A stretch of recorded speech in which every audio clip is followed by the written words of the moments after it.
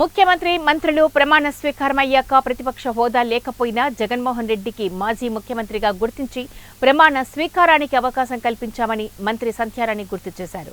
ఆయన ప్రమాణ స్వీకారం చేసి ఒక్క నిమిషం కూడా కుర్చీలో కూర్చోకుండా వెళ్లిపోయారని అన్నారు.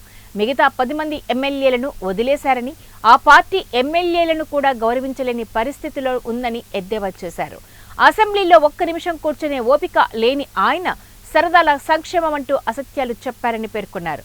చంద్రబాబు నాయుడుపై ఉన్న నమ్మకంతోనే ఓటర్లు ఇతర దేశాల నుంచి తరలివచ్చారని అన్నారు.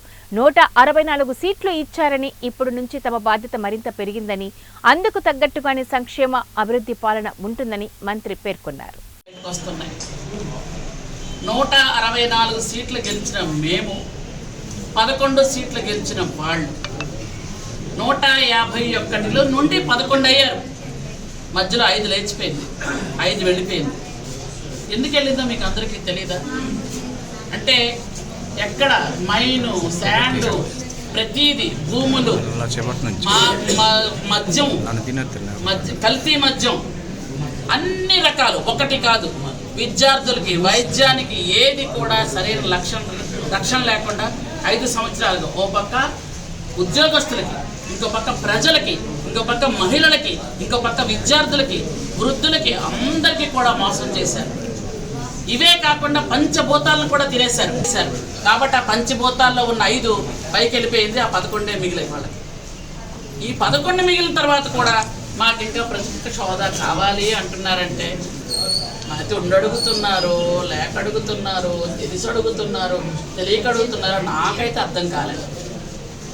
మేము మర్యాదగా, చాలా సభ్యతగా, సంస్కారంతో ముఖ్యమంత్రి గారు ప్రమాణ స్వీకారం చేశాక, మంత్రులు చేసిన తర్వాత ప్రతిపక్ష హోదా లేకపోయినా మాజీ ముఖ్యమంత్రి అన్న ఒకే ఒక కారణంతో ఆయన ప్రమాణ స్వీకారం చేయమంటే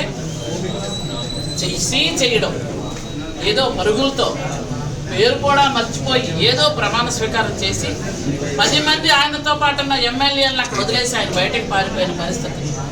ఒక్క నిమిషం కూడా కుర్చీలో కూర్చోలేని, ఓపిక లేని మనిషి.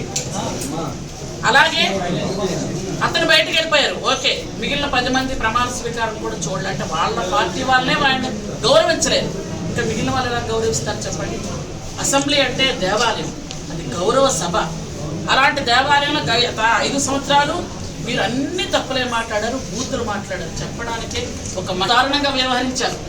ఈరోజు సీనియర్ నాయకులు, అన్నీ తెలిసిన వ్యక్తి, ఒక క్రమ శిక్షణ కలిగిన వ్యక్తి, అలాంటి బీసీ వర్గానికి చెందిన అయ్యన్న పాత్ర గారిని ఈరోజు అధ్యక్ష స్థానంలో కూర్చోబెడితే కనీస మర్యాదకైనా వచ్చి ఆయన స్థానంలో కూర్చోబెట్టాలని కనీస సంస్కారం కూడా మీకు లేదే? మీరా మర్యాదల గురించి మాట్లాడతారు? మీరా మర్యాదల గురించి, సభ్యత గురించి, గౌరవాల గురించి మాట్లాడతారు? వచ్చి ఒక ప్రతిపక్ష నాయకుడు హోదా మీకు ఎలాగూ లేదు, కనీసం ప్రతిపక్షంలో ఉన్నామనైనా వచ్చి అధ్యక్ష స్థానంలో కూర్చోబెట్టవలసిన అవసరం ఉంది కదా.